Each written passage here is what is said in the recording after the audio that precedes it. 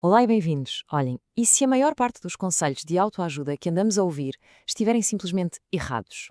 É isso que vamos explorar hoje, ao mergulhar nas ideias, no mínimo provocadoras, do livro A Arte Subtil de Saber Dizer que se foda, de Mark Manson. Preparem-se porque isto é mesmo uma abordagem que vai contra tudo o que estamos habituados a ouvir. Pois a premissa do livro parte exatamente daqui, desta pergunta. Pensem bem. A nossa cultura está sempre a insistir que temos de ser positivos, o tempo todo. Mas e se for precisamente essa pressão constante que está no fundo a alimentar a nossa ansiedade? O Mark Manson identifica aqui um problema a que ele chama, e o nome é ótimo, o ciclo vicioso infernal.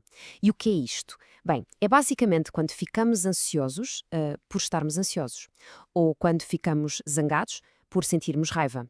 No fundo, o que estamos a fazer é a julgar-nos por termos emoções que são perfeitamente humanas e normais, certo? Então, como é que se quebra este ciclo? A resposta, segundo ele, é simples: aceitar que os sentimentos negativos fazem parte da vida. A verdadeira maturidade não passa por tentar eliminar a dor. Não. Passa sim por escolher, com muito cuidado, aquilo com que nos vamos realmente importar. E isto leva-nos direitinhos ao primeiro grande mito que este livro deita por terra. Aquela ideia de que todos nós temos de ser especiais, de ser extraordinários. Mas será que temos mesmo? Ora bem, desde os anos 60 que nos andam a dizer que é preciso cultivar uma alta autoestima. Mas qual é o problema disto? É que pode levar-nos a sentir bem connosco sem nenhuma razão concreta para isso.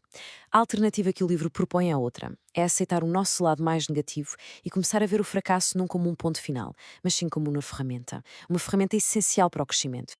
E esta citação do autor realça bem o perigo, não é? Uma autoestima que não tem bases sólidas acaba por criar uma ilusão. Vivemos na percepção de que somos fantásticos e isso substitui o esforço que é preciso fazer para sermos realmente fantásticos. Olhem, a palavra mediocridade até nos assusta, mas a verdade é que não devia. Aceitar que na maior parte das coisas somos medianos, isso não é um fracasso. Muito pelo contrário. É o que nos liberta daquela pressão absurda de ter de ser excepcional em tudo. E é essa liberdade que nos permite focar naquilo em que podemos de facto brilhar. Vamos agora a um segundo conceito fundamental, e este pode parecer um bocado estranho à primeira. A ideia de que a felicidade é um problema. Calma, não é bem da forma que está a pensar. É que há muitos livros de autoajuda que nos vendem a felicidade quase como um destino final, não é? Uma espécie de equação mágica que de repente nos vai livrar do sofrimento.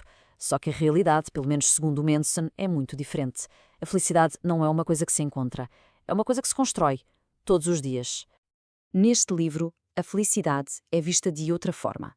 É uma atividade. É o processo constante de enfrentar e superar desafios. E o que é que isto significa? Significa que a dor e a insatisfação não são as inimigas da felicidade. Na verdade, são elas que a põem a mexer. São os seus catalisadores. A vida, vamos ser sinceros, está cheia de problemas. Não dá para escapar. Por isso, o segredo não é tentar ter uma vida sem problemas. Isso é impossível. O segredo é escolher os problemas que valem a pena ter. Ou seja, que lutas é que estamos dispostos a travar? Ok, mas então como é que se escolhem essas lutas? Bem, o livro dá-nos uma espécie de ferramenta prática para nos conhecermos melhor e assim descobrirmos o que é que realmente importa para cada um de nós.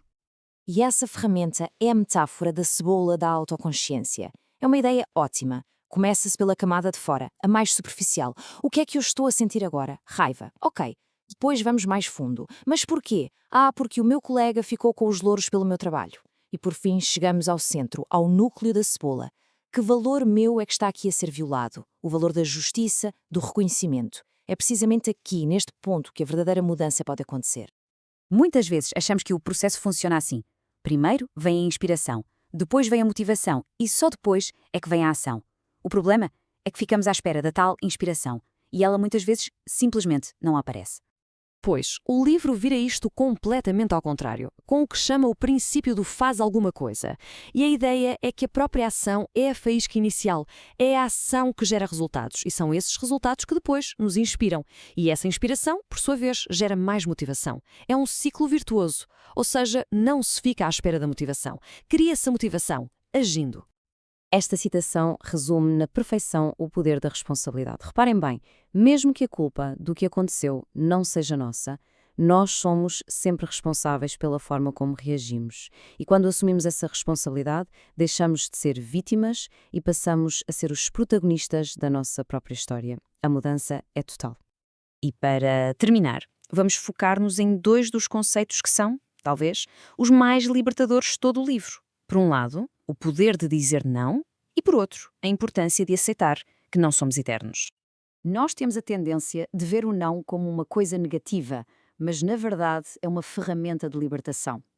Pensem nisto. Para nos comprometermos a sério com alguma coisa, seja uma pessoa, um valor ou um projeto, temos de dizer não a todas as outras alternativas. E essa rejeição, quando é consciente, não nos limita. Pelo contrário, dá-nos foco e cria significado. E isto leva-nos ao último tema, a morte. Eu sei, pode parecer um bocado pesado, mas a verdade é que confrontar a nossa própria mortalidade é, paradoxalmente, aquilo que dá mais sentido à vida. É lembrarmos de que o nosso tempo aqui é limitado, que nos ajuda a pôr tudo em perspectiva, a clarificar prioridades e, no fundo, a viver de uma forma muito mais autêntica.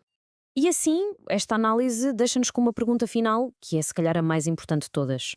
A questão não é como é que evito o sofrimento. A verdadeira questão é que sofrimento é que eu escolho que tenha significado para mim. Ou seja, que problemas é que vale a pena ter para se construir a vida que se quer? A resposta a isto, a resposta a isto define tudo.